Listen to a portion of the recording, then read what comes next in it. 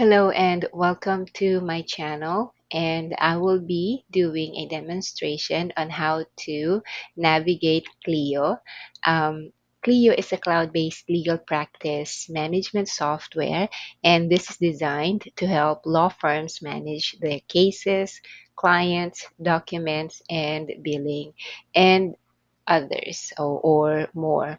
And so it provides tools for case tracking, timekeeping, document automation, client communication, and of course, yes, so as you can see, we have billing here. It also provides financial management in one platform. Now, who uses Clio? These are lawyers and law firms, paralegals and legal assistants, administrators and office managers, and solo practitioners. Now, why is Clio important? Clio provides efficiency because it automates administrative tasks and it keeps all cases or case details, documents, and communications in one place. And yes, so the ease of accessibility because since Clio is cloud based, it allows its users to access files securely from anywhere. And of course, since it also integrated billing and payments, it helps law firms track billable hours and process payments easily, which we will see later on. And yes, this ensures legal firms meet data security and confidentiality standards. Okay, so navigate muna natin ng sandali. So as you can see here, this is the personal dashboard. Wala pa naman siyang laman. Wala pa tayong ginagawa sa kanya. And we have here firm dashboard, firm feed tabs. Pero hindi natin to masyadong um, nagagalaw o nagagamit. And on the left side, we can see the dashboard tab, calendar tab, tasks, matters, contacts, activities, billing, accounts, documents, communications, reports, app integrations, we have settings, and resource center. And pero we will focus today on the matters tab. So why on the Matters tab? The Matters section in Clio is where law firms organize and manage individual legal cases, and it keeps case related information organized and easily accessible. So, ito yung ating main character or main player sa video na to. And as you can see, meron ako dito mga examples na ginawa. And so, how are we going to create these matters? What we're going to do is click on New Matter button, and then it will lead us to this page. Now, so let's say may nakausap or may nag-consult na kay attorney and sinabi sa'yo ni attorney, okay, we're going to accept this client. Ito yung details niya. Put this in the database. Or put this in Clio. So let's say we're going to create a new contact. So let's say wala pa siya dyan. Let's go for Sophia Williams. Okay, so kunyari si Sophia nagpunta sa ating lawyer at nag-consult siya. So, pinakasikat, di ba, is yung mga divorce lawyers. So, sabi niya, I caught my sweetheart or my husband cheating on me. Ganyan. So, I want to get a divorce. Ganyan. So, sabi ni attorney, oh, sige, tatanggapin ko yung case mo. Alright? Now, so, kumpletuhin lang natin yung information niya. Okay. So, wala naman tayo masyadong gagawin dyan. Yun lang ang pinaka-importanting information na ilalagay natin. So, nandito na siya sa database. Ano daw ang kanyang main na issue? So, dito, Sabi niya, divorce and child custody. Okay. Tapos, ang responsible attorney natin ay si Attorney Emily Carter. Okay? So, dito sa part na 'to, 'yan lang ang gagawin natin. After that, pupunta tayo sa billing preference. Now, billing preference, of course, is kung saan natin ibibill si client. So, ang lawyer natin ay si Emily Carter. At let's say ang kanyang hourly rate is $600 per hour. So, ilalagay natin siya dyan. And of course, isasama mo rin yung sarili mo dyan kasi ikaw yung administrative assistant or ikaw yung mag-a-assist kay attorney. And of course, billable din naman yung time mo. Let's say ang hourly rate mo naman is 160 per hour. Yan. And then, pag natapos na natin yan, we will click the Save Matter button. Ay, na-miss ko to. Sorry. So, open for everyone, of course. Depende kung how many assistants kayo or ilan kayo na nag-a-access ng system. Alright. So, dito na tayo ngayon. So, nagawa na natin yung matter ni client ni Miss Sophia Williams, and she's filing for divorce and child custody. Okay. So, ngayon, let's navigate through these tabs, pero hindi lahat yan actually gagamitin. So, activities. Para saan yung activities? Now, let's say, sinabi sa'yo ni attorney, okay, ganito ang gagawin mo, magre-research ka and makikipag-usap ka sa ating client. Kailangan maayos natin yung documents niya bago natin ito pass sa judge or i-file yung case. So, dito naman, of course, bayad pa rin ang oras mo dahil tinrabaho mo yung request ni attorney. So here, we will press the new time entry. So, kunyari, you spent 1 hour, 1 hour and 30 minutes dun sa pagpaprocess ng documents niya. So, pwede mong ilagay sa documentation or sa administration. So, whichever. So, let's say hindi lang naman documentation yung ginawa mo. Pwede mo na rin ilagay yon sa admin. And then, of course, you're the firm user. And then yung rate mo, save entry. So, dito ngayon, na-record na yung oras na ginugol mo para doon sa client ninyo. Tapos, at another time naman, nagkaroon ng phone consultation si Miss Williams. Ganun ulit.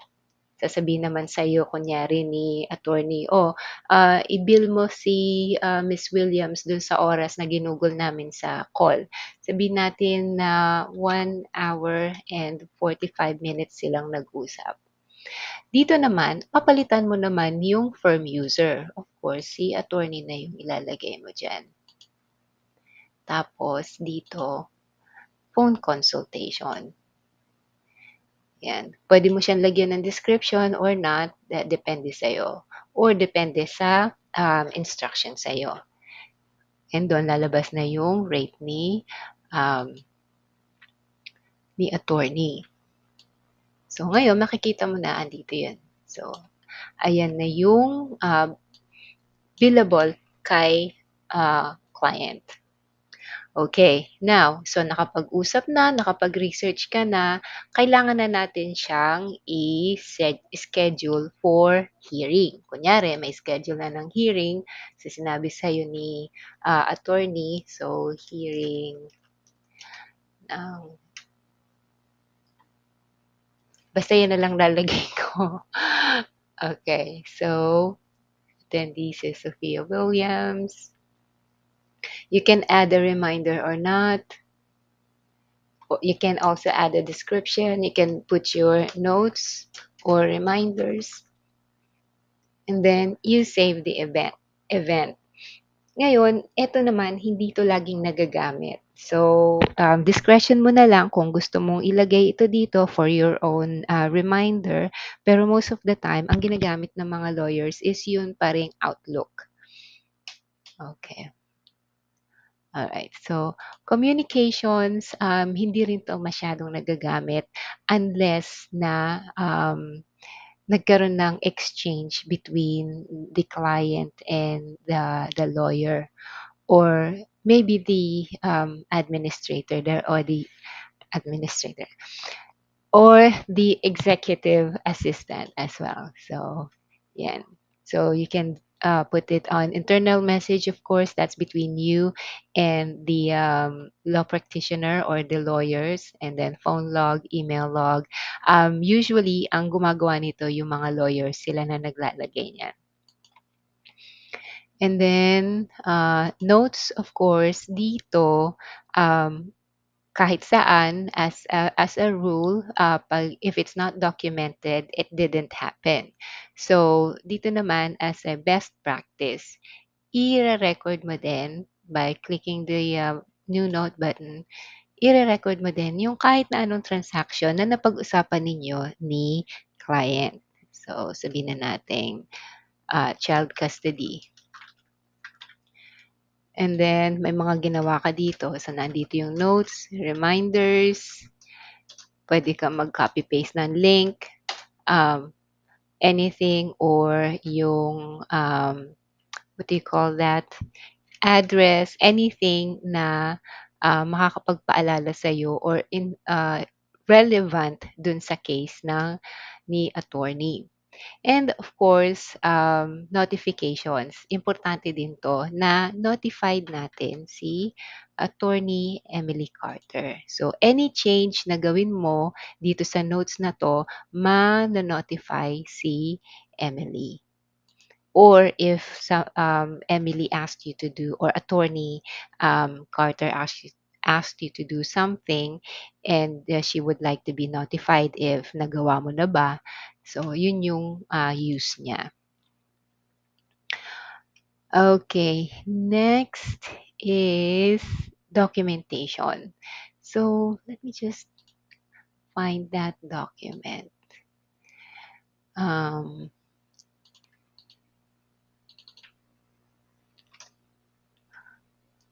Okay, so next is kunyari sa documents. So dito natin i-upload lahat ng mga documents na ipapadala sa atin ni either ni attorney or ni client. So dito lang tayo sa new button, and then you can upload files, you can upload for folder or create folder. This time, magka-create muna tayo ng folder. So dito yan, PDF files. You can add category, not necessarily, pero ito siya. So, andyan yung agreements, kung meron silang agreement, retainer agreement, communications, complaints, contracts, disclosures, forms. Gagamitin ko na lang yung letters. Okay, so may folder na tayo for letters. So, ngayon, i-upload na natin si document. So, kunyari, ang document na ilalagay natin is divorce settlement agreement. Andiyan na siya, andiyan na siya. If you need to add more, dito mo lang siya i-click, add another file.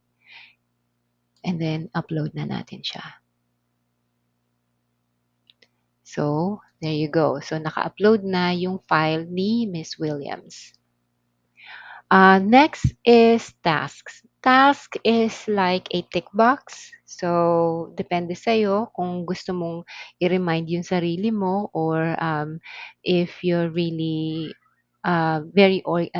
if you want your day really organized. So, ang gagawin mo lang, you create a new task. So, let's say, anong maganda bang reminder? So, hearing. Sabihin na natin marami kang ginagawa ng araw na yan at kailangan mong ano, remind Attorney Emily of the times of the hearing for Miss Williams. Ganyan na lang. And then, i-assign mo to sa'yo, of course, pending reminders. So, depende sa'yo kung anong klaseng reminder ang gusto mo. And, yes. So, let's save task. So, now, let's sabihin na natin, marami kang ginagawa and itong ginawa mong, so, since naka-focus ka sa Clio, makikita mo siya dyan. Pag natapos na, you can mark it as complete. And then, makikita mo na siya dito sa completed tab. So, bills.